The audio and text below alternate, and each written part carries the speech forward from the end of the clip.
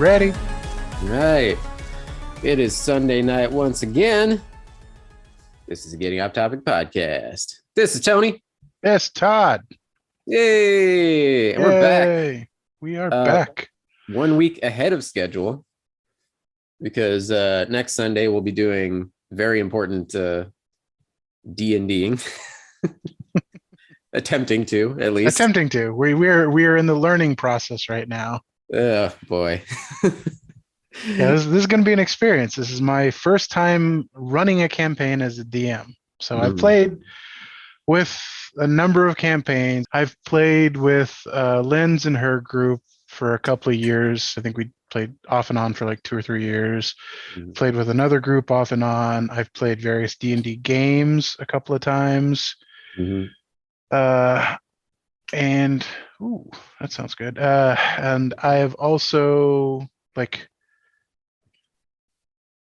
I don't know, just I've been a huge fan of D&D forever. I've just never had a group that has really been solid enough to stick with it. Like even Lynn's group, we were pretty regular for a while, but that was a once a month game. And for D&D, it's kind of like you want to play like at least twice a month to get a really good feel for it and to keep the players invested. Yeah. But yeah, having friends as adults, yeah, even long time established friends, like just think of how often you figure out getting together just, for regular hangout, and then add on to that, hey, who's interested in some regular D&D? yeah, that's the kicker. Yeah. Like I've got a group of like 20 friends that I can call friends, but out of all of them, I think Meg is probably the only one interested in. Well, Meg and Tim are the only ones interested in actually playing D&D. Yeah. Hey guys, who wants to get together and do some fantasy math? Who wants to chuck some math rocks down? The clickety clackety math rocks. Math rocks. Title of the podcast. Not math rocks, math rocks. Rocks. Bag of rocks.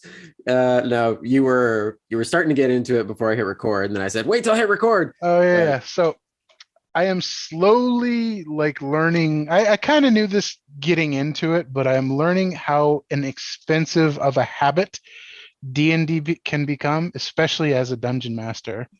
What did you buy? First off, the books are expensive. There's a minimum of 3 books you need as a dungeon master. That's the player's handbook, the monster manual that gives you all the stats of the monsters and all that stuff, and then there's the DM's guide. So you need all 3 of those. Well, you don't really need the DM's guide. You can kind of get away without having that one, but the first 2 you do need. And we probably need all the training wheels we can get. Yeah, so pretty much. We need bumper bowling. Exactly. And then so that was the hardback ones. I bought those in a bundle for like $90. Now in times of COVID, everybody is playing virtually and online, so you need the books digitally. And there's no discount, there's no like coupon code or anything in the hardbound books to get a digital copy. So if I want it digitally, I have to buy it digitally, especially if I want it to be integrated in the main D&D website where a lot of people use to create characters and stuff like that. So I had to buy the player's guide a second time digitally. So that was another $35. So you can't just look at the. Well, I can, but I did that because I didn't want everybody to have to buy a copy of the book. Oh, gotcha. That makes sense. So because I bought it as the DM and I have a subscription, that's another thing. I have to have a subscription to D&D Beyond. That's another like $6 a month. Oh, so yeah, so I bought the book on D&D Beyond, and as the dungeon master, I can share that with every one of the players that are in my group. So if Meg doesn't buy the player's handbook, she can use it through D&D Beyond through my campaign. Shannon and Andrew, Mike and Tim can all do the same if they choose to. Now, a lot of the stuff can be found online in various wikis and waves where Buccaneers sail. So you don't necessarily have to purchase the books if you don't want to. Gotcha. Yeah, Those torrential waves. downpours. Yeah, Uh-huh. Yeah. yeah, you can get those. Those torrential high seas. But then you don't have access to them inside of D&D Beyond, and that's where a lot of your character stuff is kept, and that can kind of hamstring. But like it's not a huge deal. That's not the huge deal. All And right. then there's like the accessories, the stuff you get on the side. Like you need dice, you need multiple sets of dice. So much so that I bought a literal bag of dice holding. Looks like a hefty bag. Yeah, it's a giant bag filled with, I think, over With a math hundred rocks. dice, 100 math rocks. Yeah, Oh my God. Why would you yeah. need that many? You don't. You just, You don't. you just saw the You, shiny and needed to have it. yeah. Well, you Yeah. need some as the DM. You need a good chunk of them. You need at least, I would say, 10 sets of each type of die, because certain rolls you can have up to 10 dice rolling at the same time. Like you can roll the dice multiple times, but it's easier to just roll like 10 dice at the same time. All right. So there's that. And then you also have to have a fancy set of dice. So I have a fancy Oh, set of blue and silver. those look like they came out of like the OG Battlestar Galactica or Star Tours or something. Yeah, these were Very 20 nice. bucks, and these are hefty, like solid metal dice. Yeah, I So was these looking at actually, metallic blue with chrome edges. Those are yeah, sweet. they're actually really nice. I'm glad I bought these. I was on the fence of buying these because I was looking. Amazon had a lot of like nice sets of dice that were interesting, but I think this one caught my eye the most. Nice. So, and then I've got this is just a basic tray just to roll in, just plastic and a like a little fabric base to catch them. But there's a company called Wormwood that does specialized like wooden dice trays and dice towers and DM stuff like that. Yeah, I've heard of them before. Yeah. Yeah, Yeah. they do entire tables too. Like if you have a home game with players, and like they make entire fucking tables. Yeah. I don't If know if you I caught hit the that. lottery, I am like fully decking out in like a Wormwood giant ass table. Oh, I could see you going all out with that. I don't know if you caught that on the mic, but Meg said Satine partners with them. Yeah, Satine partners with them with her stuff. I think she still works for Wizards of the Coast D&D directly, right? Or is she Yeah, doing her I own thing? think so. Yeah, Yeah. that's cool. Yeah, you're Yeah. going down the rabbit hole. Yeah. All in all, with the digital books, and then and then I had to buy software for us to play on. Like we can use there's free software you can use, but it's garbage. It's the budget Uh one. Is that really yeah, it's last time the roll 20 or something? yeah, that's the free stuff. Like Mhm. that one's like a freemium. It Mhm. has the free version, but then there's aspects you have to pay for, and then modules and stuff that you have to buy in there and stuff like that. And it's just not, the software itself is not very good and very buggy and laggy. Like Um, if we're gonna do this, we're gonna do this right. yeah, so I bought a license to what's called Foundry Virtual Tabletop, and it's considered probably the best virtual tabletop software out there. It's a Nice. one-time purchase, 50 bucks. I have to buy it. The players don't have to buy it. They can Well, just join off of me. that's good. So It's not another fucking subscription. yeah, no subscription for it, just a one-time purchase. Cool. Yeah, but it's an expensive hobby. Most Well, if hobbies you are. do it this way, it's an expensive hobby. Yeah. I mean, yeah, you can certainly, if you're meeting up in person, old school with books and paper, you literally only need like one or two sets of dice per person, one or two books for the table, Yeah. If and you're in the notepads. base, if you're in the basement with the Funyuns and the Mountain Dew, Yeah, yeah, if you're in your friend's room or basement, Stranger Things style in 1980 something, then Yeah, you'll save a buck or two, but now Yeah, we're well, you save a lot more. You can definitely play on a budget when you're friends sitting at home together, because online you kind of have to hold people's attention more. yeah. When, You're because like you get distracted, you got kids running around, you got your phone sitting next to you, you got another monitor or TV next to you. yeah, you're D&Ding through a Zoom call. Yeah, No. when you're sitting at a table with all of your friends, like you're literally talking to each other while the game is going, so Yeah. you can hold your attention there. But Right. Yeah, we'll muddle through it.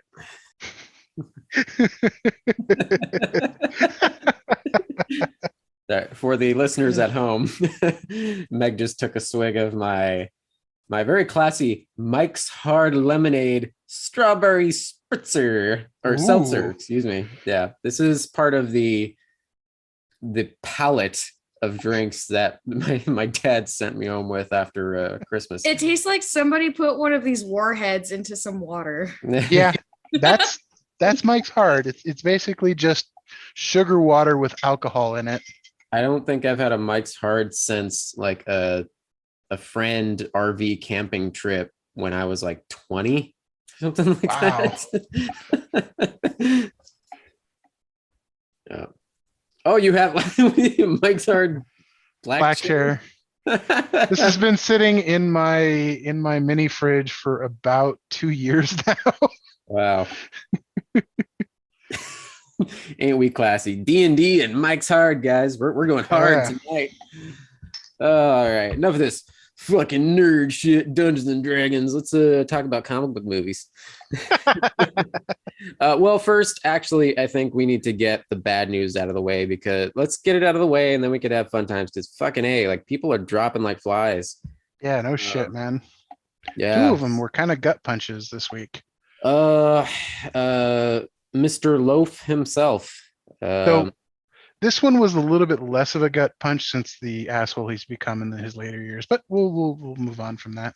Oh, was it? I wasn't aware of that. Oh yeah, I've He's- been playing that circle the internet for since he passed. Of like, we like to remember early Meatloaf. We don't Yeah. like to remember late Meatloaf. Late Meatloaf was overcooked. Was in the fridge for about a week, I guess he too was, long, like, and Super bitter and hard MAGA anti-vaxxer guy. oh Yeah. well, I remember when we were first talking about it, Todd, when the news broke. I was kind of curious what the final say was going to be, because it was, headlines splashed everywhere. They all come out at once. Legendary rock singer Meatloaf passes away. At how old was he? Like 70 something? 74. 74. All right. Now, almost all of the initial headlines that I saw, or news outlets, all the articles were saying cause of death wasn't released initially, but TMZ, they said that according to their sources in the know, that it was actually from COVID, and that he was very anti-vax and Yeah. etc. Yeah. Oh, well, but yeah, Meatloaf went down, and then Louis Anderson, another comedian after Bob Saget. Yeah, that one kind of hit hard. Yeah. He was in the same era as Bob Saget, like I would say the golden era of stand-up from Yeah. like the mid 80s to the early 90s. Yeah, for sure. And of course, probably kids of our generation remember Life with Louie. Yeah. Yeah, on Fox. That was part of like Fox animation block, like back with the days of like Eek the Cat and like 90s X-Men and all that stuff. Mhm. Played right before or right after the reruns of Alf. Yeah. Jeez.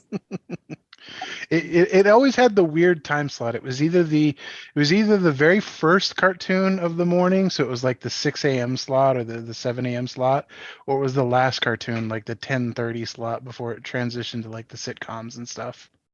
Yeah. Well, it's a damn shame, but life goes on. Rest in peace, Louis. And despite his wacky vax beliefs, R.I.P. Mr. Meat. Mr. Loaf. His name Loaf. was Robert Paulson. Okay, moving on. Moving on. Moving on. I would do anything. Okay. But I won't get vaxxed. Oh, dude, so many people have made fun of that shit. Oh man, It's crazy and sad. yeah. Well, in the world of gaming, Todd, this was a big one that you brought up. Oh boy. And this kind of came up. It's funny. We were just saying before I hit record. It's kind of good that we're doing the very next week recording, because I feel like as soon as I hit publish on the last episode, a shitload of random like big news came out. So we got a lot of headlines to cover. But this was the big one. Why don't you kick it off, Todd? So, in the gaming world, there has been a rush to consolidate developers, because all of the major companies want more developers. They want game studios. We have Amazon jumping in with its Amazon Game Studio, trying to be big players. Google is trying to buy up smaller, like indie developers for their Play Store mobile games. And Tencent, the China media publishing arm, has bought up a lot of Western gaming studios. Now, the biggest acquisition lately, after Bethesda was bought last year for like a record-setting like 10 or 12 million or billion total, Microsoft has decided to go all out and buy fucking Activision Blizzard for a bank-breaking $67 billion. Cheesy, crazy. Yeah, so this is a massive deal. Let me pull up the studios that actually are under Activision. You mean Microsoft? Well, now Microsoft. Well, after the merger is complete. Oh, okay. So already under Activision. Yeah. So, because Activision has multiple studios underneath it. Activision is the parent company. Well, Activision Blizzard. So they have Christ, where's that tweet? Where's that tweet? Find that tweet. Find that tweet. Find that tweet. Find that tweet. Well, basically, I can't find the fucking tweet that had all of the. Okay, here's some of the studios that are under it. Raven Software. They did the Heretics series. They did Doom back in the day. Neversoft is in there. That's Tony Hawk Pro Skater and a couple other things. Mhm. Infinity Ward, which is Medal of Honor and Call of Duty. Tetriarch, which is also Call of Duty and Tony Hawk stuff. They also did the Marvel Spider-Man game. We have Gray Matter Interactive, which did Return to Castle Wolfenstein and that good stuff. Oh, nice. Red Octane, which is the former developers of Guitar Hero. Interesting note, Guitar Hero, that's one of the dead series, because Guitar Hero has been dead for about 10 or 15 years now. Yeah. That's one of the series that the head of Xbox, Phil Spector? Phil Spector. Phil Spector, yeah. No. Phil Spencer, I think it is. Okay. Phil Spencer name dropped that as one of the franchises that he's looking at reviving as soon as possible. Oh, interesting. Yeah. And then the big one is fucking Blizzard. Yeah. Yeah. So Microsoft is carrying World of Warcraft and Diablo now. And World of Warcraft, Diablo, StarCraft, Call of Duty. Yeah. Now, bunch of shit. Yeah. Now, a very nice part of this insanely massive takeover is the fact that old CEO Mr. McFuckface is getting out the door, right? Oh yeah. So Mr. fucking, as we like to call him, sexual harassment goblin, Mr. Bobby Kotick, he is not expected to leave until the merger is complete. So he is most likely staying on for at least 1 to 2 years. But it is highly expected that he will be gone the moment the merger is complete, which is a great thing for gaming because he has been a hemorrhoid on the asshole of gaming for fucking decades. Like he is responsible for like the push for games as a service. So rather than developers having a great idea for a game and wanting to make a game that people have a passion for playing and want to play, he was the pioneer behind we are going to pump out this bullshit content so we can extract the most amount of coins from you as possible. So he's the architect of the transition from like early 80s, 90s, like gaming studios were just a bunch of fucking nerds that wanted to make games to suddenly suits are controlling the top layer and telling the gamers what to make, and suddenly the gamers and nerds are getting cycled out, and now suddenly we're getting like just code monkeys and people who have no passion for it in the systems. So squeezing every dime possible out of gamers, on top of being the captain of the ship of the insane sexual harassment yes, environment that Blizzard the cesspool that it became. Pretty much. Not just Blizzard, it's like all of the companies under the Activision banner. And like there are stories out there that he not only knew but protected some of the people and may have even been involved in some of the bullshit. Oh yeah. So we may actually be able to give our dollary dues in the future to Activision / Blizzard, etc., and not feel like shit about giving our money to scumbags. Exactly. Like you know me, I've aside from Dota 2, like all of the Blizzard games have been my life for the past 20 years. Like I was a diehard WoW player. I played Diablo 3 religiously, played Diablo 2 to infinity back in my teens and early 20s. I played StarCraft for a long time religiously, both from StarCraft the original to StarCraft 2 up to Legacy of the Void. But I am so like disgusted with the company, both from the sexual harassment side of things and also from the way they're treating their games lately, the way they've been monetizing the games, the lack of content, the lack of creativity in the content that they do put out.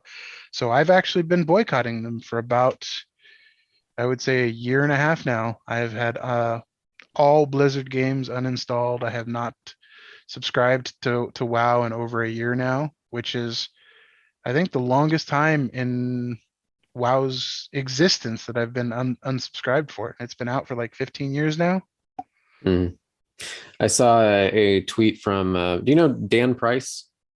Name sounds familiar. Yeah, he's kind of become internet famous. He was CEO of, can't remember his fucking company right now off the top of my head, but Gravity Payments, our age, 37-year-old guy. He started this company. He was CEO, and within the first couple of years, he had an interaction with one of his employees and just talking about like the hard times they were having financially and stuff. And it kind of put him on a journey of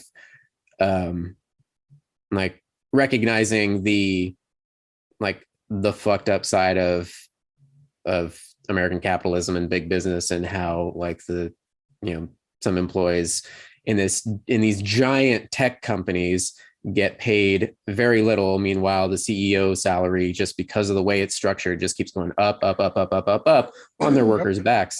So he did a big turnaround and reduced his salary and basically guaranteed, I think it's like 70 grand or 75K for his entire company, like whether it's Oh yeah, I know the guy you're talking about. yeah. So since he's been a big voice in like, for change and all that stuff. But regarding the Activision Microsoft story, he posted something when all those headlines came out. Activision Blizzard in March or last March gave the CEO a $200 million bonus while laying off 190 people. Mm-hmm.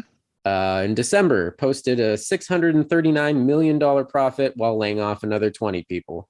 In the last 3 years, over 1,000 plus layoffs with $7 billion profit. Yep. And now they're cashing out with $69 billion in their sale to Microsoft. Mm-hmm. Just fucking. And Bobby Kotick is going to get a huge chunk. He's going to get a giant golden parachute to leave. Yeah. You and I are well familiar with the golden parachute. Yeah. Scenario. I know that well. Yep.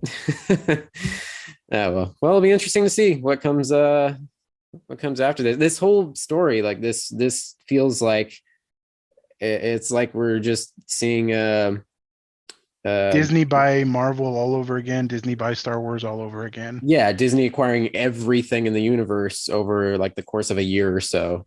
Like it's got ups and it's got downs. It's got ups in the fact that we might be able to.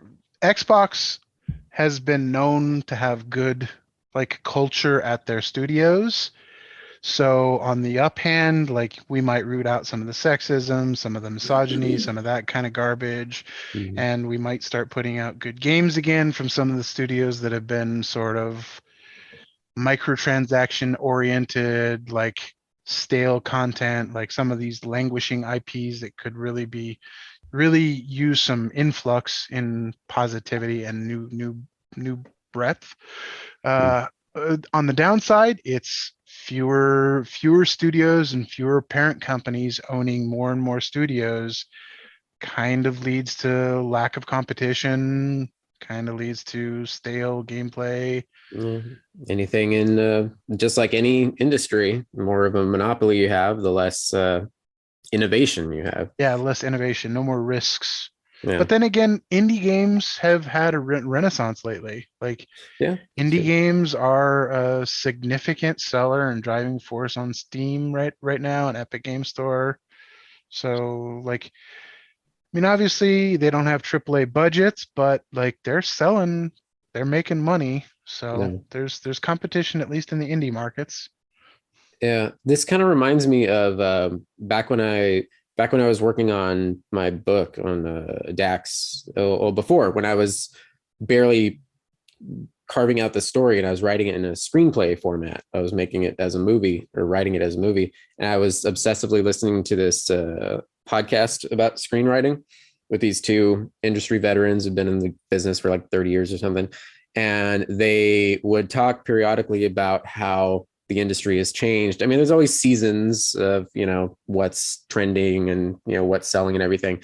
But back in the 90s, you had a lot of like middle budget or smaller budget films, a lot of like low key dramas, courtroom dramas, like The Client or the Fugitive or things like that. Yeah. Like more lower key dramas and stuff where like no huge action sequences, or the action sequences are reasonable. Yeah, you might just get a running shootout or something. Yeah, you might get one star attached to it and then a couple of nobodies. Yeah. Or a lot of just random out of the blue, like low scale comedies, like freaking Ace Ventura came out of nowhere for like 20 million or something like that. If that. Office Space. Office Space, yeah. A lot of spec scripts were approved, which are just like nobody asked for this. There wasn't the studio saying, hey, we're hiring you to write on this existing property, like adapt this book or something like that. Like a lot of that shit sold like crazy throughout the 90s. And you saw a lot of big studios make those smaller movies. As you get closer to the 2000s and beyond, then they take more risks on the big, crazy $100 million plus $2 million, $200 million plus budgets for big sci-fi and fantasy and comic book movies and stuff. And those smaller ones don't even get approved at all. And so it becomes, if you're at the big studios, then you're making a $200 million superhero movie, and that's that. If otherwise, it's just indie stuff, like completely independent stuff. Yeah, you're So it right. seems There's to be no middle similar. range. Yeah, no middle movie anymore. It doesn't exist anymore. So now seems like the video game industry may be following a similar trend. You either get the AAA giant budgets or you get the $14 indie games like Stardew Valley. There you go. But I mean, Yeah, there's that's cool. nothing wrong with Stardew Valley. Yeah, nothing wrong with that at all. Yeah. I think that was. I didn't really see much else in video game news except for apparently that they just had the release of the port for God of War on PC, and it's Yes. getting insanely good reviews. Like everybody's stunned at how amazing of a port it is, and they also like upped the graphics, I believe, right? The PlayStation ports, the few ports that have come over from PlayStation exclusive games recently have been really good, actually. So I've been surprised. Like Horizon Zero Dawn was really good. Detroit Become Human was really good. Days Gone was apparently really good. Like I have it, but I haven't really played much of it. I think I actually own it on the PS4, not the PC version. But yeah, the PC ports, they have not been just phoning it in like some of the Nintendo ports lately. Yeah. My favorite, there was a Kotaku article that put together a few Steam reviews, and my favorite one is just one line: "Angry man swing axe, make happy chemicals in brain." That's God of War. That's God of War to a T. There you go. Meanwhile, just again, after I swear, the second I published the last podcast, we got an influx of headlines, particularly a bunch of movie and TV news. And Todd, you had just prayed to the heavens that Mike Judge would bring back your beloved King of the Hill. And then Hollywood Reporter released an exclusive. Kings of the Hill again. Greg Daniels and Mike Judge discussed their new animation company, Bandera, producing. Well, now they listed a few things they're working on. The initially there, it seems like they have a few projects ahead of the game, but it was a footnote later in the article that yes, King of the Hill is still in the works. It's but they have a few other things being produced beforehand. This is the first. The King of the Hill has been rumored to be in production or being shopped around for years now.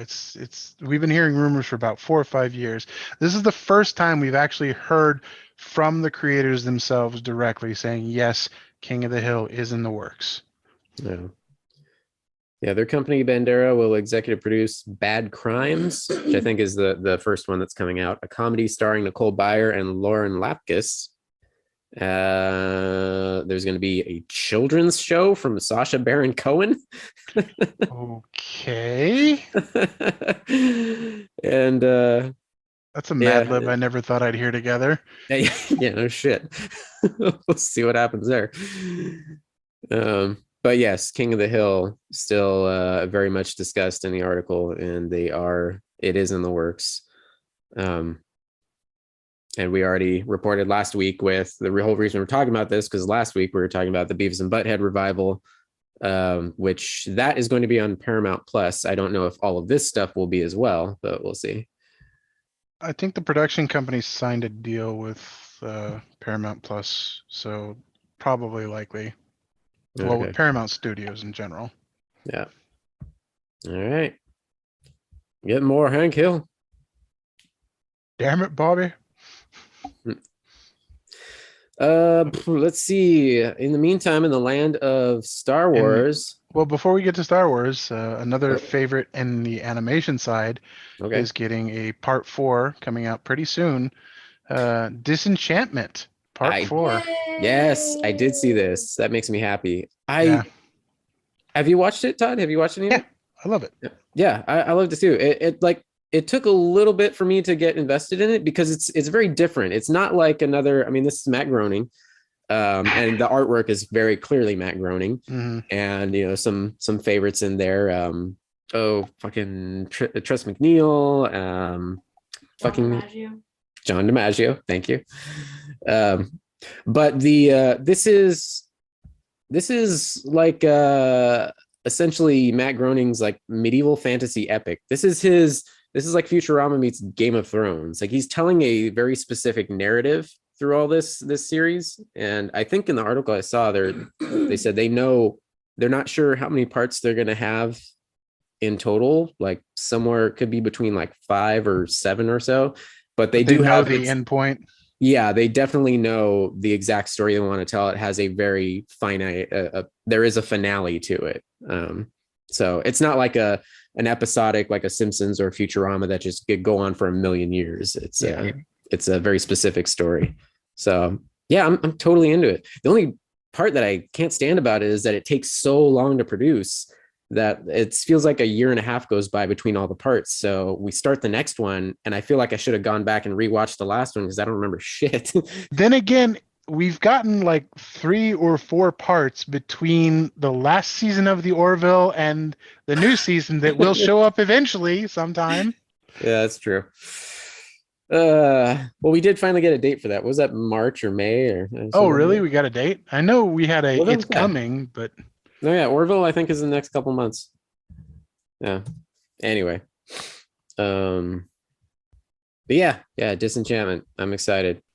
Another one, March for 10th. animation. Did you catch the trailer for the Cuphead show? Yes. Yeah, that looks fun. I'm excited. Wacky and zany. I'm excited to experience that world without having to play impossible boss fights. Because I love the whole style of that game, but fuck that game. Yeah. That is a throw your controller away game. I agree with you. I'm not I'm not a platform gamer anymore. I don't have the patience nor the dexterity for it anymore. So Cuphead is on my probably never playlist. Yeah. Even though I would love to play it. Yeah. But yeah, it looks fun. And that's coming up soon. That's February 18th. Yeah. Also coming up soon, I know I talk about this a fuck ton, but Critical Role, their animated show, The Legend of Vox Machina, comes out this Friday. Yes, and you were particularly excited this week when you found the so they released the extended voice actor cast, the additional side actors or side characters cast. Amongst the cast members joining, we have David fucking Tennant. Yes. We have Gina Torres. Oh yes. We have Felicia Day. We have Milton himself. What the fuck? Stephen Root. Stephen Root. We have Stephen Root in it. If only you can get away from that pesky, those pesky hot rodding Tatooine speeder bike gangs. Fucking Vespa gangs. Yeah, man. Yeah, but they're like a lot of fucking like legendary voice actors are in it. Virtually all of the people that Matt Mercer worked with at Blizzard are in it. So yeah, so they basically they made a wish list of like geek gods and just asked them all like, hey, do you want to come play? Pretty much, yeah. Yeah, that'll be fun. Again, coming in as a complete newcomer, I'm excited for that. That looks fun. Just judging by the trailer and the people involved. And like the early reviews are coming out and everybody's loving it. So I think it'll be good. Well, speaking of trailers, Moon Knight. Oh my God, man. Oh my God. Wow. And I that's another property that I like know nothing about other than the tiny bits that you've told me. I'm like, okay, that sounds kind of interesting, whatever.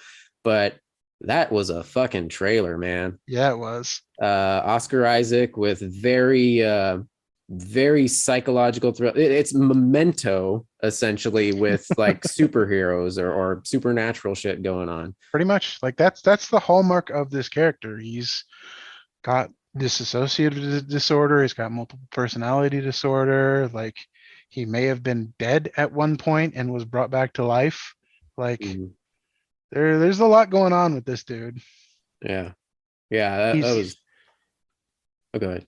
I don't think they're going to play up it obviously looks like they're not going to play up the comedy side of things because he's kind of fourth wall breaking sometimes in a Deadpoolish humor fashion. Like the guy is a funny dude, but it does look like they're playing up the more serious, more like psychological thriller side of things. Yeah. Have you watched Eternals yet? Yes, Meg and I finally did watch Eternals yesterday, actually. No. And you caught Yeah. the after credit scene? Yes. So, Okay. so I mean, okay. First off, we don't have to spend too much time on it, but Eternals, it was fine. It was pretty It good. It probably went wasn't. on like 20 minutes longer than it needed to be, but that's my only complaint about the film. Yeah, it was very solid. It wasn't my favorite Marvel, but it wasn't bad either. It was just kind of I don't know. I don't know how to describe it. I guess I'm not 100% invested in these characters yet, so we'll see how it goes. And clearly, there's huge setup for more stories with them. But Well, it not was, only that, but they're also very powerful characters, some more yeah, powerful than yeah, a lot of the heroes that we've seen so far. yeah. I mean, these guys are essentially an answer to like the DC squad. I mean, there is a dude who is effectively a Superman. There is, I mean, Angelina Jolie is basically Wonder Woman. There was even a Speedy girl who was basically the Flash. And then you've got Kumail Nanjiani just looking buff as fuck. Yeah, and he Dragon Ball Z's it. Yeah. Yeah. He was, oh, yeah, the finger guns. That was Yeah. funny. I did love the whole dynamic with him and his assistant. Yeah. Oh my god, like explodes, like dives under that monster, the deviant, and explodes it and like gets everywhere. Like, did you get that? I did, sir.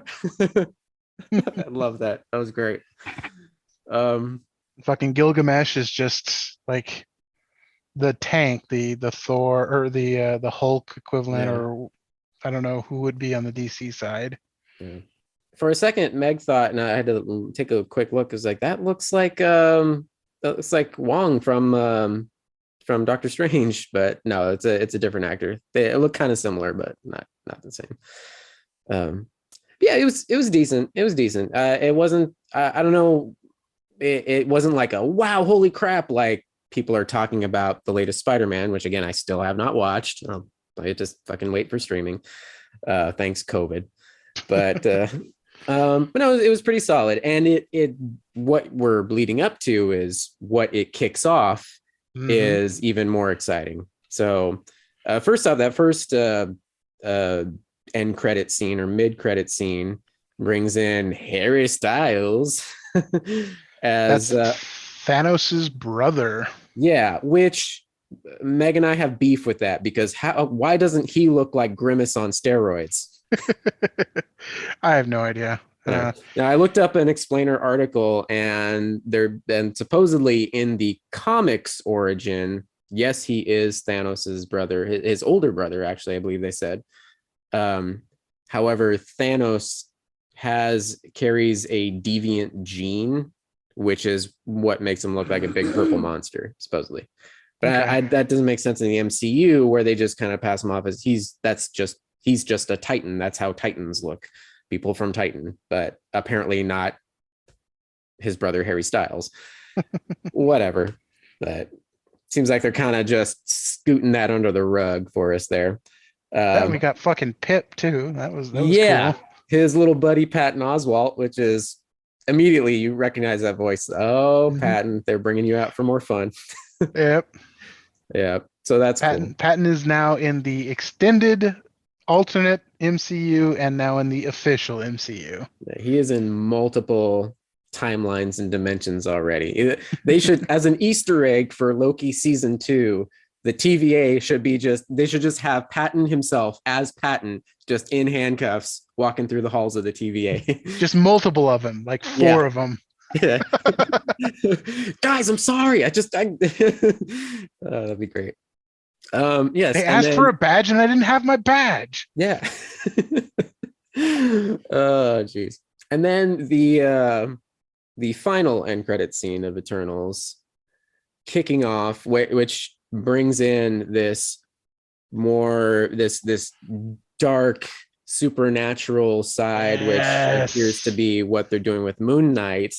Jon Snow there, Mhm. Kit Harington, has some ancient looking box. He's opening it up and he seems afraid, like timid, to touch this powerful thing, some mystical sword of some sort. And he goes to, there's a very cool close-up shot where his fingers are just about to touch the blade and it's actually activating towards him, kind of like The the swirly mist yeah, and lights on it. yeah. And then cut to some mysterious voice in the corner of the room off camera saying, like, you sure you're ready for that power? Or I think was the line, something Yeah, like I think that. so. And nobody knows who it is. And We do afterwards, know Meg who it was is. like, who was that supposed to be? Was that like Nick Fury or what? I was like, no, that definitely wasn't Samuel Jackson's voice. So we looked it up. And the director, Chloe Zhao, actually confirmed in interviews that was Marshala Ali as our up and coming Blade. Motherfucking Blade. Yep. So that's rad. Yeah. So the blade is, they actually mentioned this blade earlier in the film when Angelina Jolie and is looking through the ship and picks up a sword. Mm-hmm. One of the characters asks her, or if Angelina Jolie asks, is this the ebony blade? Oh, she That's the says, blade that he owns. But oh, the okay. line is, no, it's just Excalibur. Oh, this is Excalibur. Yeah. Yeah. So they thought it was this ebony blade, which is Which is the blade of the Black Knight, who okay. is a Arthurian knight who picks up this blade and gets this blade and is cursed. It's a cursed blade, and he fights basically the underworld, like undead monsters, vampires. Same things that particular half vampire might fight. Yes, and a knight of the moon might fight. Ah, okay. Yeah. So there's whole bunch of like crossover potential between the Black Knight, Kit Harington, and Marshala Blade, and now Oscar Isaac's Moon Knight. That could be like a Marvel's Defender style team up. The three They're essentially the Midnight dark and Suns. creepy musketeers. Yeah, it's the Midnight Suns basically. Okay. All right. That's rad. Yeah.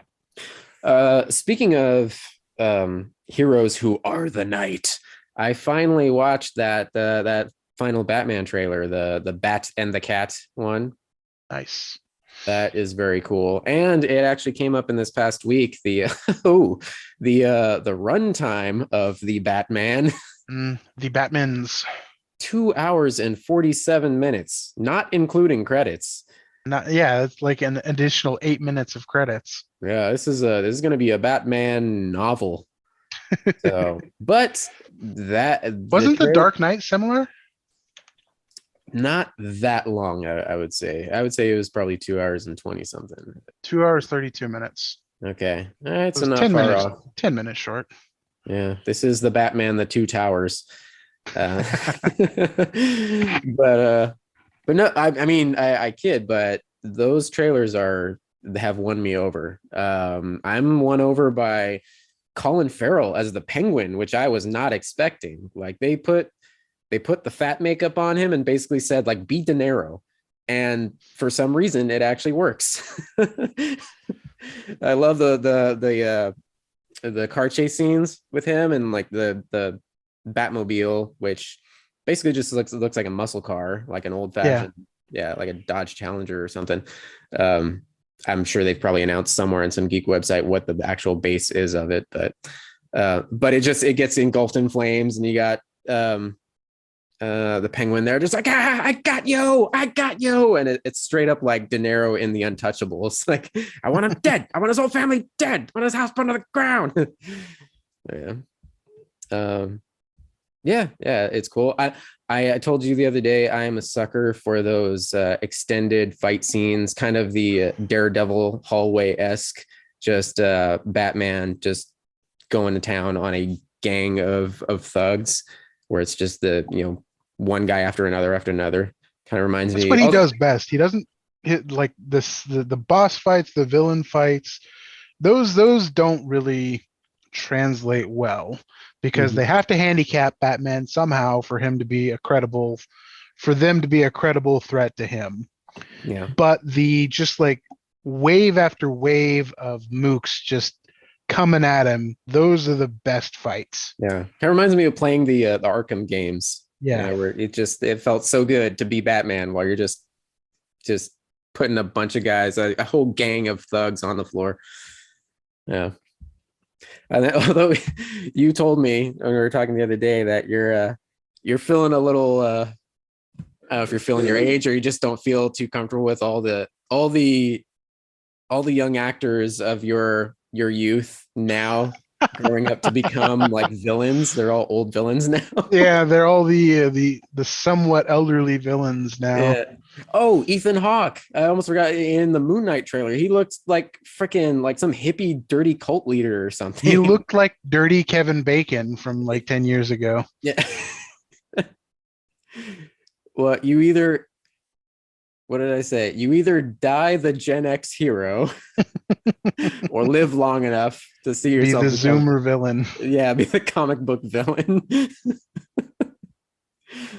Oh man. No, yeah, it looks fun. All those look fun. The Moon Knight looks amazing. The Batman is totally winning me over. I'm ready for it. Ready for all of it. In Crazy rumors coming out of Doctor Strange too. Oh yeah. Yeah, lots of returning and variant versions of Avengers. And Oh, there's one crazy rumor that might be true based Captain on Carter. Captain Carter, but a return of Iron Man. Oh, oh, I did see Both this. both Tony Stark as we know him, but Mm-hmm. from a different country or from a different timeline where he doesn't sacrifice. Mm. And also Tom Cruise as fucking Tony Stark.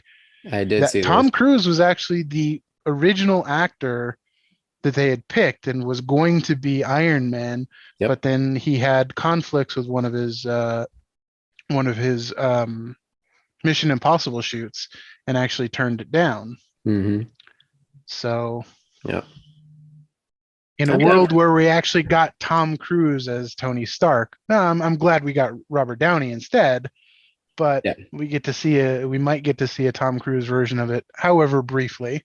yeah. See this.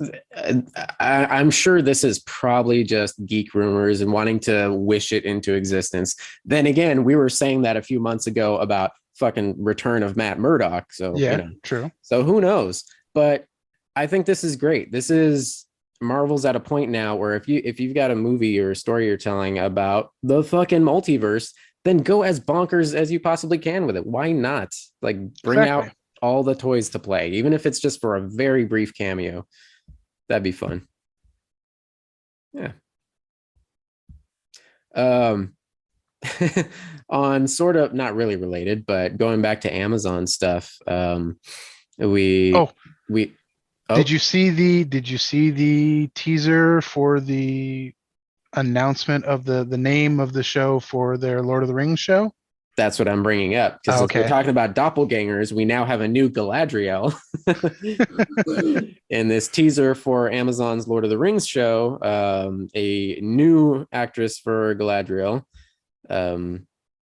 reciting the sort of speech about the poem rings. about the rings. Yeah. Right. Yeah. So Lord of the Rings.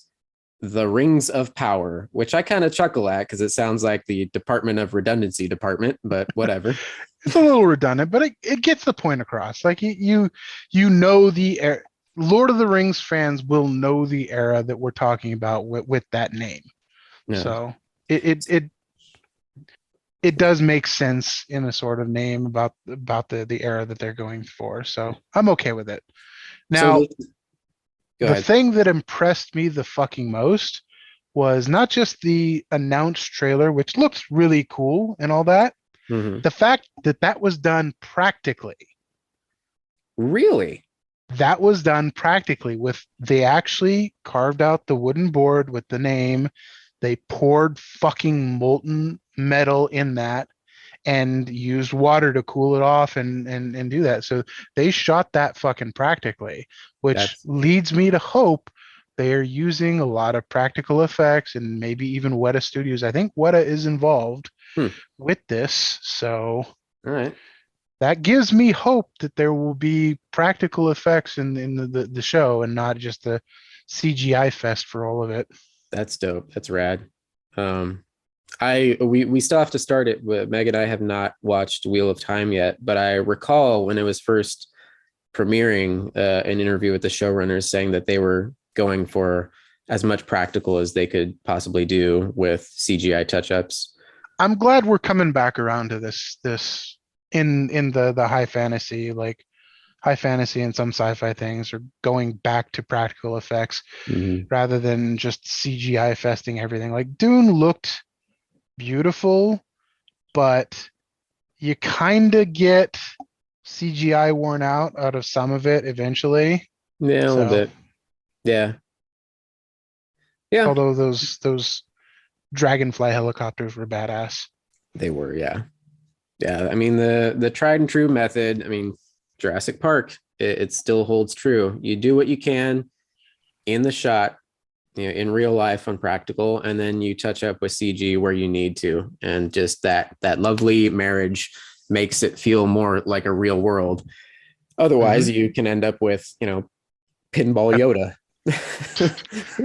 I was gonna go with Jar Jar Binks, but Pinball Yoda works too. Pinball Yoda. Yeah. You get fucking Oscar-winning actors talking at a tennis ball. Uh-huh. Yep, yep, yep. Speaking of the Star Wars, those Star Wars, Book of Boba Fett episode 4, we can get into that. But a really, I think, crowd-pleasing announcement for the Ahsoka spinoff series, Mary Elizabeth Winstead joining the cast. We have no idea what character she'll play either. So Yeah, no word on that. But she's awesome in everything she does. I'm excited she is now in the Star Wars universe. yeah, that's gonna be good. Yeah. Ramona Flowers is now part of the Star Wars universe. I wonder if they'd pick her for Afra. No, I think Who's they would Afra? use Dr. Afra. She's a side. Well, she's more of a comic book character. Mhm. She's been a couple of the. I think she's exclusively a comic book character so far. But Didn't she have a? Oh, go ahead. when Marvel relaunched the comic books about 10 years ago or so, she was one of the original characters. They created a book around for her. She's sort of a hired gun for Darth Vader. Oh, okay. Yeah. All right. So she's a good character. Like, well, she's not a good character, but she's a good character. She's an interesting character. Yes. Cool. So, episode 4, Book of Boba Fett.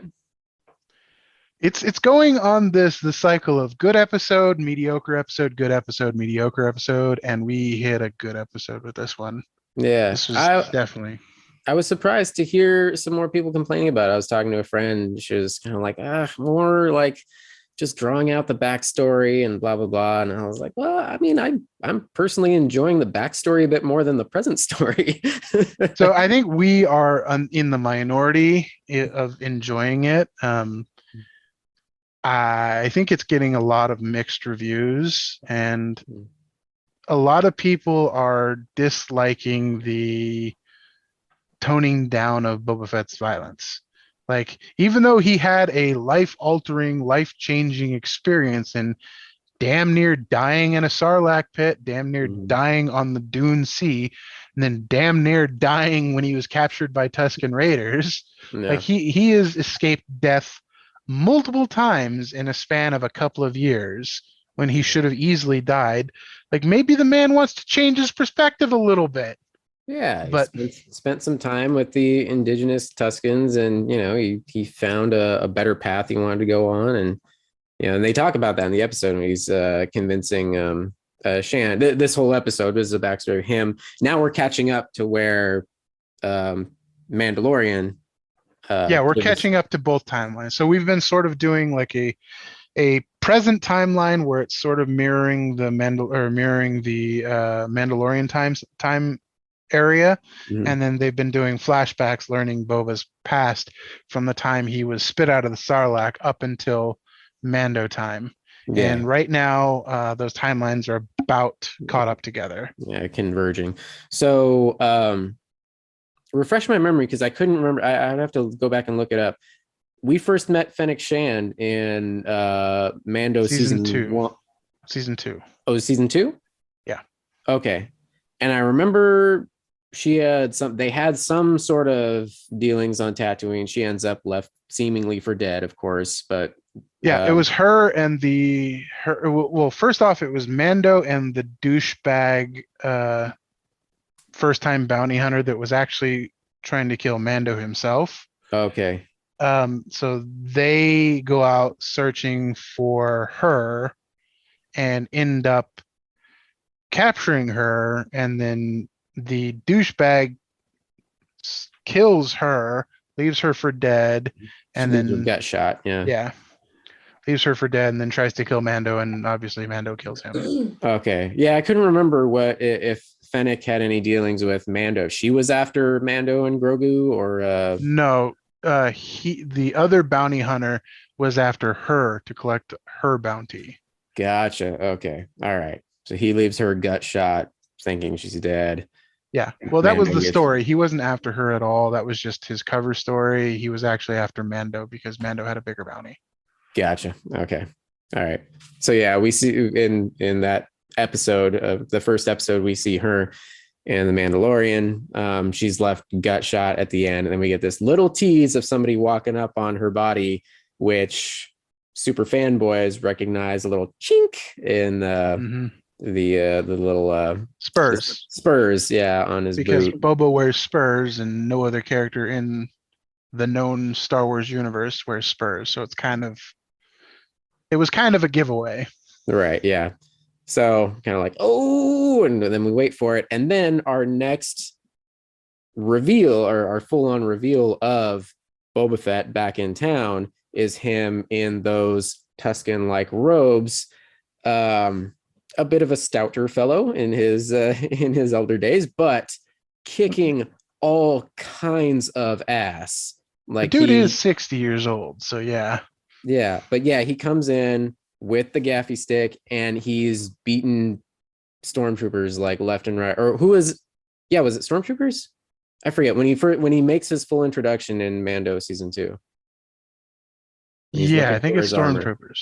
Yeah, right, because they're trying to corner Mando or get Grogu, and yeah, and then he just comes in and wrecks the fucking place. But yeah. I think maybe that might be the cause for some of the fan disappointment, because they're like, this series was talked up so much. I think even Robert Rodriguez himself hyped up like the violence and everything. Like, oh man, like you don't even know, this series is gonna blow your mind, and Boba Fett is back, baby. After we got that kick-ass introduction of him, or return of Boba Fett in Mando season 2, with him just beating motherfuckers left and right, now we see this drawn out saga of him being Lawrence of Arabia, Tatooine style, and which is I love it. I love it all, but I can understand why maybe people were expecting something more just like visceral, and him just going around being a ruthless bounty hunter, as opposed to Mandalorian, which we've seen Din Djarin go on this journey himself of caring for the child and whatnot. And I don't know. Mando has a little bit more morals, I would say, than old Boba Fett had. Mm-hmm. Like, yeah. Mando lives by a certain creed. He doesn't kill if he doesn't have to. He'll warn you before. Like, he'll give you the typical. It reminds me of the old Knights of the Old Republic, where you first meet the bounty hunter Canderous Ordo, or I can't remember his name, something like that.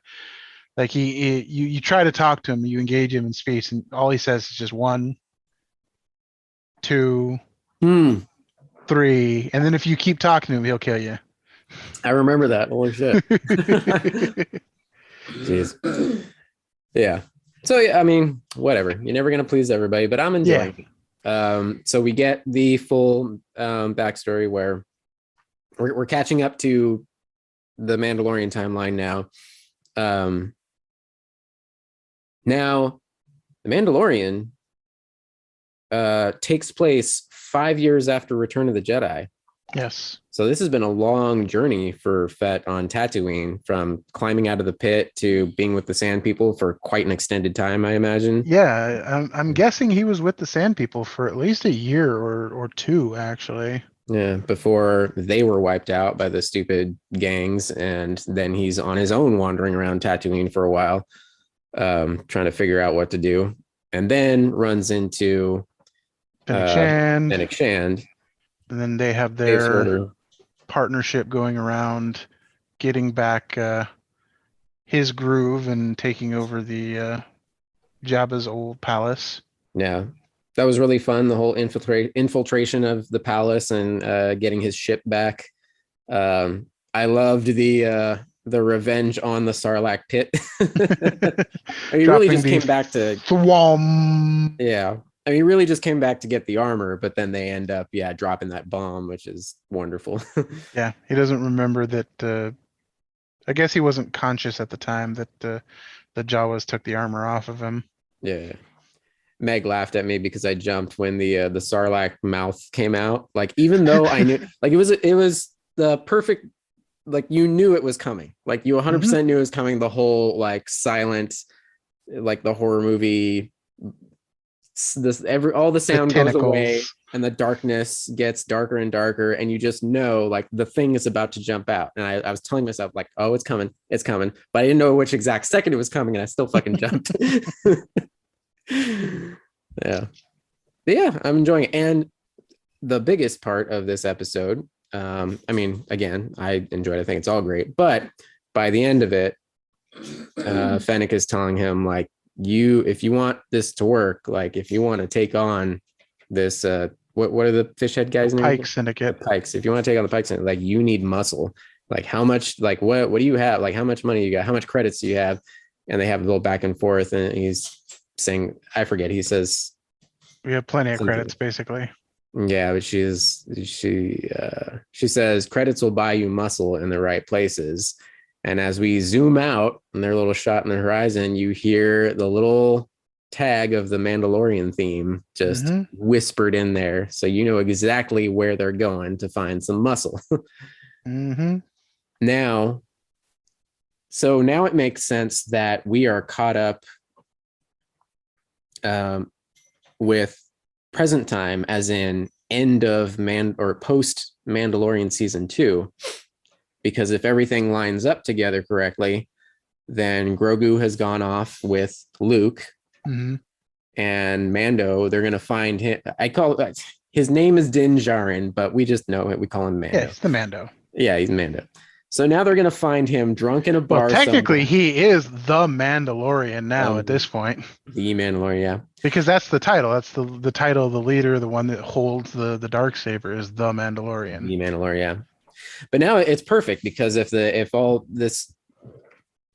brings the timeline back to present, as in post season 2, Grogu's gone. Mando, they're going to find him drunk in a bar somewhere, moping because his baby boy is gone, and he's going to be drinking himself to death. And his baby boy went off to college. Yeah, and so they're going to drag him back into the game because he's a free agent again. So that'd be fun. And they've already spoiled it, because there's been announcements, this headlines about how he'll have a fancy new ship in the next episode, which, I mean, makes sense, because the last one was, I forgot, you reminded me, it was obliterated. Yeah, after being rebuilt 1,000 times from scratch, it was obliterated out of the sky. So, and he had just captured a fucking rogue Moff with his own Star Destroyer. So he's got that. ginormous bounty of credits. Hell, he could take the Star Destroyer for his own ship, for fuck's sake. Yeah, he'd just be cruising around in that. He's got a freaking Spaceball 1. Just put the giant bumper sticker on it. We break for no one. If I remember correctly, that was an interdictor cruiser. It wasn't a full Star Destroyer, but it was one of the interdictors. And those are interesting too because they can pull ships out of hyperspace. Oh, really? Yeah. So if like you set up in like the hyperspace lanes and somebody's passing by, whoop, out of hyperspace. Yeah. Cool. Excited for that. Hey, speaking of ships, first trailer dropped for Taika Waititi's pirate comedy. Our Flag Means Death. Did you catch that? Yeah, that was good. Oh, and quick note, it wasn't an interdictor. It was one of the Clone Wars era light cruisers. So Okay. I was wrong. Gotcha. Well, how dare you get out, Todd? How dare I? Take away your Star Wars membership card. Our Flag Means Death. Taika's HBO Max comedy coming in March. It was it certainly is like wacky and zany, but it is a little less cartoony than I expected it to be. I expected it to be a little more like bonkers-ish, but it's somewhat grounded with zany characters. Yeah, I'm sure they'll get there at their moment. It's a series, so they'll have plenty of time to cover different moods and stuff. I'm not saying that's a bad thing. I'm surprised. No. Well, it's Taika does Thor, and he also does Jojo Rabbit. Look at this cast. This cast is like crying for wacky, zany, cartoony-ish fun. Yeah. Rhys Darby in his first starring role, actually, which is rad. He's always the side character, the comic relief, and now he's a leading man. But this is actually loosely based on real pirate history. Stede Bonnet, however you pronounce it. The quote is, "He was a pampered aristocrat who abandoned his life of privilege to become a pirate." This is actually a bit of true history. This guy just decided he wanted to be like a gentlemanly pirate on the high seas. And of course, from there, they just take it and make it their own wacky show. But so Rhys Darby playing Steed.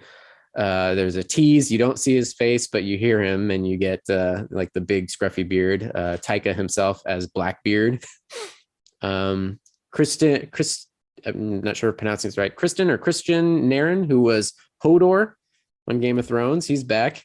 And there's a moment in that teaser where he's knocking down a door brilliantly. Breaking through a fucking door, yeah. Yeah. Leslie Jones is in there. Mm-hmm. Fred Armisen, yeah. Yeah, it's going to be all kinds of fun. Yeah, that's coming in March. Yeah, looks good. Yeah. Other things coming up soon. I did see this isn't like really geek book nerds, mystery book nerds might enjoy this, and I'm excited for it because even though I haven't read the original books, I really enjoyed the adaptation a few years ago of the Murder on the Orient Express. They're finally releasing the sequel. Kenneth Branagh is back directing and starring as Detective Poirot for Agatha Christie's Death on the Nile. This one, I think, has been on the shelf for a while. It was filmed a few years ago. Like Gal Gadot's in it, a bunch of stars are in it, but also Armie Hammer is in it. And so, didn't they say they were gonna do the Army of the Dead thing with him? Oh, and just CG in a different actor, reshoot or something. I don't know. I'm not sure, but however it turned out, I would have to look it up. But however it turned out, they're finally releasing it February 11th. The trailer looks good. Kenneth Branagh's fun as the detective, and we'll see. Also on February 11th, Joe Bob's got another special on Shudder. The Last Drive-In, Joe Bob's Heartbreak Trailer Park Special. for Valentine's. So they're gonna do 2 like Valentine style horror movies. They haven't released. They usually don't announce the movies they're screening until the last minute. But they said they're gonna have 4 special guests. Damn. Yeah, let's see. We're almost completely caught up with that series. I still have to watch we saw the Christmas one. Still have to watch they did a Walking Dead special where they had Greg Nicotero on, and they aired the very first 2 Walking Dead episodes. Nice. Yeah. I want to go back and watch that first season. The first season was really fucking good. Oh yeah. Especially if I can find the black and white version of it. It's crazy to see how tiny I can't remember the actor's name, but Carl, the boy, Mhm. he was a little kid. He was a baby. Yeah. He was a Grew up wee in little Asia. baby. Wee little baby. Now he's in college. Todd, we got a crap load of Trek news Mm-hmm. this past week. Another trailer. We've got a full-on Picard season 2 trailer. Yeah, and that's coming soon. I believe it's the end of March. We get season 2 of Picard. Beginning actually, March 3rd. Oh, March 3rd. Okay, even better. Yeah. New episodes dropping weekly. Yeah, they do all those weekly, don't they? Yeah, Peacock Yeah. goes weekly. Yeah. That looked awesome. We got Return of Guinan. Whoopi Goldberg is Guinan. Mm-hmm. We got time travel-y hijinks. We've Looks like they were going around the sun in a tribute to movie number 4. That's it. I'm down. That's Star Trek has always been about wacky time travel hijinks. Yeah. Let's go save some freaking whales and find some nuclear vessels. I am in for it. But they're also doing like, oh, it's time travel. Well, it seems like time travel, but also like alternate universe stuff. Like, right. It's Q, so it could be all of the above. Yeah, it's Q coming back to fuck with them again. One week could be alternate universe, the next week could be time travel. It could be all kinds of wacky zany adventures. Yeah, we get a glimpse of Seven without any Borg implants whatsoever, just completely clean-faced human. So probably her entire timeline has been changed. There's a novel coming out before then that's going to explore her and Rafi's relationship, because I don't remember it, but apparently at the end there was like a sort of a budding relationship with the two of them.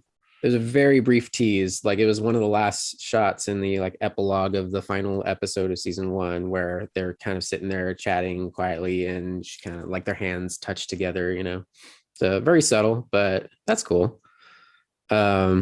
Discovery has already been renewed for a 5th season. We knew that was going to happen. It's like, it's not amazing Trek, but it's solid Trek, and it's doing well. I love it. Yeah, I'm really enjoying it. Yeah. That's and the new episodes for their current season, they took a winter break, but they'll be back on February 10th. I think they got like 6 more episodes or something like that. Yeah. Strange New Worlds hasn't even started their season 1 yet. Hasn't premiered their season 1 yet. That comes May 5th, but they've already been renewed for a season 2. Saw that coming. Yeah. Yeah, I know they're going to be investing a lot in these shows.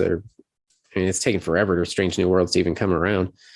Yeah, that's been like in the works for like 3 years now. 4 years now, maybe. I almost forgot about it. I was like, oh yeah, Pike and Spock were going to do their own thing, and Rebecca Romaine were going to do their own thing. So that'll be fun. And Lower Deck.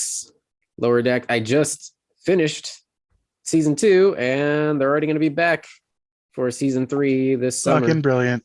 Yeah. Oh, the holodeck, or the holodeck testing episode. Testing. Which one was that? The one where the consultant comes on and has to test them. Oh yeah. And Boimler, he's got to get it like absolutely perfect, so he just keeps going back and back and back on the freaking Borg simulation. Oh, that's fantastic. And then the one scene with what's her name, the girl Mariner. Yeah. So when she goes into the holodeck and in the fucking the 10 forward lounge, it's just a giant orgy of the crew. Fucking Boimler's there with his legs up in the air with his paint showing. Oh my god. Show is freaking nuts. I didn't even know Boimler is actually Jack Quaid. Yep. Jack Quaid, who is From The Boys. From The Boys. Huey from The Boys, yeah. Mr. Randy Quaid's son. Or is it Oh Dennis shit, Quaid's son? Is that him? Which one's the not crazy one? Oh, Dennis Randy Quaid. or Dennis Quaid? Yeah, he's the son of Dennis Quaid and Meg Ryan. Yeah. Yeah. The not crazy one. Yeah, because Randy is batshit. Randy is batshit crazy. Oh, very much so. Yeah. He saved us from the aliens, but it took its toll. Yeah, it took its toll. Yeah. They definitely did some testing and some probing. I'm back, guy. Yep. Yeah. I'm back. Uncle Eddie. Yeah, Uncle Ed, cousin Eddie. Yeah. Lucas's farm is on the other side of town. Just sit here reciting Independence Day shit. Oh goddamn, The Boys I'm excited for. I was just listening to Michael Rosenbaum's podcast earlier. He had Jensen Ackles on. Oh, nice. Yeah. Dean My Winchester. boyfriend? Yes, your boyfriend. Dean It's been Winchester. so long that I'll have to watch it over again just to catch up again. Yeah, he was saying how excited he was to play this character. He's coming on as Soldier Boy, and he couldn't reveal too much, but essentially he's been held captive somewhere, and they find him, recover him, Soldier. and from then on, it's just him. He said like his first. He actually had to audition for the role. He wasn't just handed. He had to really fight for it because they wanted like a bigger name actor initially. Amazon did. What are you talking about? He's a big name actor. Yeah. But It's me. Eric Kripke, the showrunner for The Boys, of course, was the original creator of Supernatural. And he was like, yeah, let me find a spot for you. And so he did, but he still had to audition for it and everything. And his scene that he had to audition for was a tense dialogue between him and Billy Butcher. And he's saying the character of Soldier Boy, he's like the other superheroes, like he doesn't really age. He's not immortal, but like they have like an extended lifespan because of their powers or whatever. And so this guy like fought in freaking World War II and shit. And he is very much of the old 1940s generation in a like 40-year-old man's body. So he's like a 90-year-old, like arrogant piss and vinegar grandpa in a 40-year-old body. Well, he's done that on Supernatural, and it was amazing. Okay, calm down, Nick. Just saying. But yeah, so I can imagine that leads to a lot of fun and insanity. Yeah. Speaking of insanity, one of the first headlines I saw for this next week's podcast, Daniel Radcliffe. I was going to bring this up if you didn't bring it up. Oh man. Deadline reported that Daniel Radcliffe will star as our beloved Weird Al Yankovic. Yeah, he's playing Weird Al's biopic. In a biopic, yeah. That's going to be bonkers. There's no other way to say it. Oh, I'm excited. Daniel, he's got that great like crazy twinkle in his eye. I love that he is leaned into that. Isn't Weird Al though tall, and Daniel Radcliffe is kind of tiny? But it's Hollywood, man. Like Tom Cruise is 4 foot nothing, and True. They make him an action star. This is a good point. Yeah. He is literally a dwarf. Yeah. Do not sue us, Tom Cruise. Please, God. Yeah, that's gonna be rad. Here's one I didn't see coming out of left field. John Watts, helmer of our new beloved Spider-Man trilogy. So he's on top of the world. He's got freaking Spider-Man, the 3 insanely successful Spider-Man movies under his belt. And what's the next project he wants to do? He is looking to resurrect the Final Destination franchise. Oh, Jesus. Do we need more Final Destination? Didn't it get like 8 films? It got 5. Surprisingly, not more than that. It was actually 5. And the 5th one was supposed to be like the final destination in 2011. There was And it no was- like made for TV movies or sci-fi specials or anything. Maybe there might have been, I don't know. But Oh, officially, don't worry, we're reminded of it every time we're behind a truck with like logs. With tree logs on it. Yeah, with lumber. Yeah. or we see a garbage disposal. Uh-huh. So either way, yeah, they capped off the original franchise in that 2011 5th official movie. This There were 5. Yeah, this would be the 6th one. They're not quite saying if it's going to be a full reboot or continuation of some sort, but I think the big thing now, I think Hollywood is slowly moving away from reboots and they are transitioning into the nostalgia continuations. yeah. So more of it'll focus on a new cast of characters, of course, but we'll have some sort of ties to like Yeah, the previous old- happenings. Yeah, probably. Yeah. But yeah, apparently John Watts, he said him and his wife are like huge Final Destination nuts. And so he is in talks to produce the next one. What an amazing concept, though. It's basically like 5 movies on the most creative ways to kill people. Yeah. Like, that's all it is. It's like, So- how what's the most insane, crazy, yet somewhat plausible way people die? Well, now we have to be creative with this because we're now in the Zoomer generation. They're the ones who have to get the fear struck into them. So It's hard to strike fear into Zoomers. They want to die anyway. It's gotta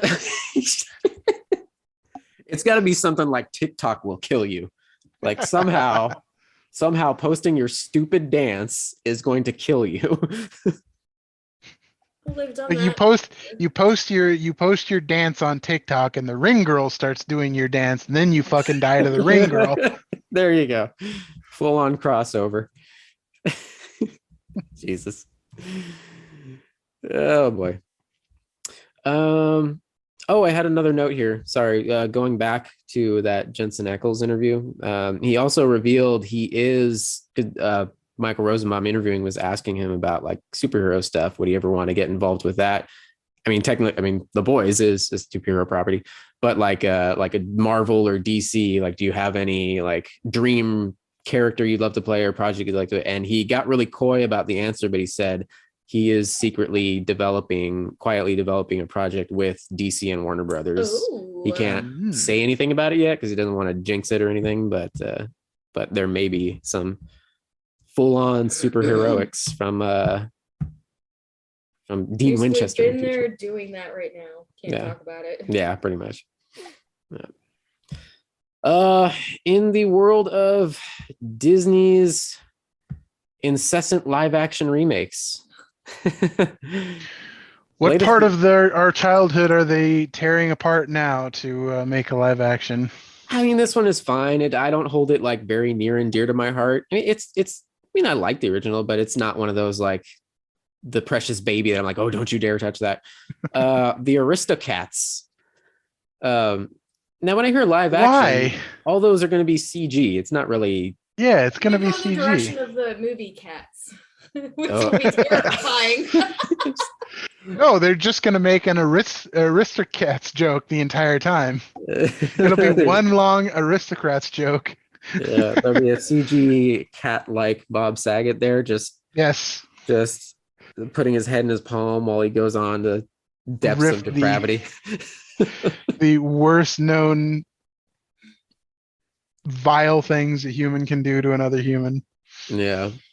I'd watch it. Okay.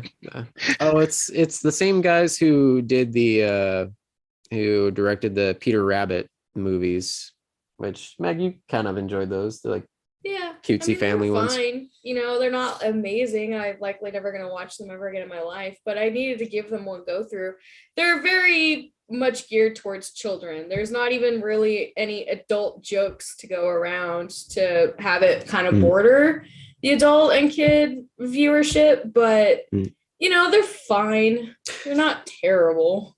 I'm just remembering now, you know which one I've always been weirdly curious about? Just because I heard so many people say, oh, this is actually a really good set of movies is the Paddington ones. The Paddington Yeah, Bear ones. I heard that same thing too. Like I've never seen them. it's good for all ages, supposedly. Yeah, put that on our never-ending list. And the last little bit that I have here, Todd, is Mad Max Furiosa. Yes. Yes. Yes, 4 days ago it was announced. They are set to begin filming in March. So it is happening. Now, of course, this is a prequel story about Furiosa and her life leading up to the events of Fury Road. So it's actually, as much as they would have loved to invite Charlize back, the story they're covering is a much younger version of her. But good news, it's Anya Taylor-Joy, who I think Meg actually saw this news first, that they were going to be filming soon. A friend on Facebook posted about it. And but you said, or your friend said something about like, oh, I would watch Charlize like just do her taxes or something like for 2 hours. So like, absolutely, we would. Unfortunately, Charlize Theron is not coming back in this prequel, but to which I responded, I will watch Anya Taylor-Joy do her taxes for 2 hours. Absolutely. And also in this announcement, I forgot, Chris Hemsworth is also attached to this. And he had some words to say about it. He is incredibly excited to join this franchise because him being native Australian, like Mad Max is like his fucking Star Wars growing up. Like that is huge. So now him getting to be a part of that is incredible. So Todd, did you ever watch that trailer that we told you about last time with Chris Hemsworth and Daniel Radcliffe and not Chris Hemsworth, Channing Tatum. Yes. Channing Tatum. Sandra Bullock, the Lost City. Did you watch that? Yeah. It looks wacky fun. Yep. All right. That's all I have to say about that. Yeah, that's all I got. How about you, Todd? Nothing else. Just Jackass Forever had another trailer recently, and I saw that, and I just can't wait for that to come out. That didn't come out already? No, it got postponed because of COVID. Wow. Who do they think they are? Tom Cruise? Just throw it on streaming. To be fair, Jackass is best watched with a bunch of your Jackass friends. It's better to watch as a group. And it was really fun to watch in theaters with a bunch of other like-minded asshole people. Yeah, I could see that. Everybody laughs. You laugh harder. They laugh harder. Yeah. I get it. It's the experience of watching it. Yeah. I mean, they're fun. They are fun. That is a communal experience. Exactly. They are funny movies on their own, but it is best with a group. Gotcha. All right. I don't think I've ever seen any of their movies. Neither is Tony. Like bits and pieces of their show, but I don't think I've actually ever watched any of their movies from start to finish. Next time I actually pull my ass out of my couch or out of my gaming chair and come down to your house, we are watching at least one of the Jackass films together. Oh, God. Yeah, we've had this conversation. I feel like I have a little bit of cred because I saw the proto Jackass. You're the hipster. You watched the CKY before? Yeah, Can't Kill Yourself, which was like, they were like, it was some of their friends who, I think it was like Bam Margera's old school friends or something. Like they had a band, and then they would like film band / skate videos / prank videos. And the initial one was like Can't Kill Yourself. I think they did one or two of then they had the second one was CKY2K, like Can't Kill Yourself 2000. And that was when I got a friend, I don't remember who, introduced me to that.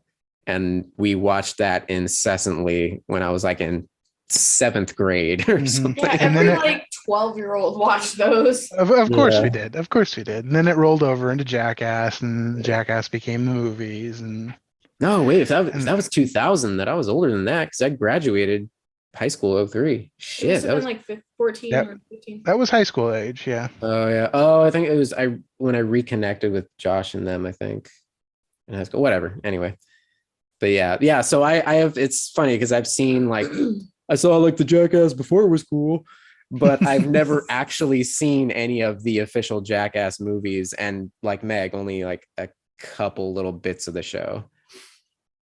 It's good stuff. It's good, hilarious people fucking with each other, Uh-huh. and that shaped a very specific couple of years in my early teen life. So Mhm. I will always have a fondness for it, Like all things. That's and I will never not laugh at people being punched in the face with oversized fists Or in the dick. or in the dick. yeah. That was the one part of the trailer that did get me. Who was the guest star they had that gets one of the I think it was Eric Andre. Eric Andre? Yeah, and he's like, it's like at like a taco truck or something. He's like getting drinks or food or something, and then the fist just explodes out. Like, what did you do to Eric Andre? Uh-oh. I think we have a Todd down. Yep, I got spectrumed. Hello. There, you're good now. Okay, All right, guys. Should we call it? that's about all I got to say about that. That's about it. You got 2 back-to-back weeks of getting off topic goodness is more than enough of our dumbasses. And we all got busy weekends next week. Yeah. Oh, we got to be so social. Yeah. No, you guys. Oh yeah, you guys actually go. You still go to live people's homes for your game night. We've We been go to very one person's home for game night. exceedingly selective, yeah, with people we very much trust, yeah, in a very small group. But yeah. The only person I've seen in the last 3 weeks has been one delivery driver. You just strike up conversation like, hey, so No, how I are grabbed things? I grabbed my food from it because they were pissing me off. Like they were walking around. It's a Taco Bell order. Like there's a time limit on how long you can hold Taco Bell before it becomes inedible. I mean, more Well, inedible than some people would argue it's inedible to begin with, but there's a point where your crunchy taco becomes a soft taco, and that's not fun. yeah. And they were just walking around my complex. They passed my door like 3 different times. And so I just said, fuck it. And I put on a mask and I walked outside and I grabbed the food from them. And I just, without saying anything, I just turned and walked away. And they, wait, can I get a photo? Can I get a photo of the food? And I just kept walking. A photo of the food? Because the drivers have to do, if your food has been delivered to the wrong address or anything like that multiple times, your account gets flagged and they have to take a photo of the food when they drop it off. Because I have mine is set as no contact delivery, so they're not supposed to knock on the door or ring the doorbell or wait for me to accept the food. They're supposed to just put it at my door and fuck off. Huh. Well, sometimes they don't do that, and sometimes if they put it at the wrong address, the only way that I know where it is because they're supposed to send a photo of it. I learned something new about food delivery. Yeah. All right. This is very interesting for podcast listeners. All right. Thank you for joining, guys. This is Tony. Fuck off. This is Todd. And Meg. Meg, dreaming of Soldier Boy. Oh, yeah, boy. Bye, everybody. Bye.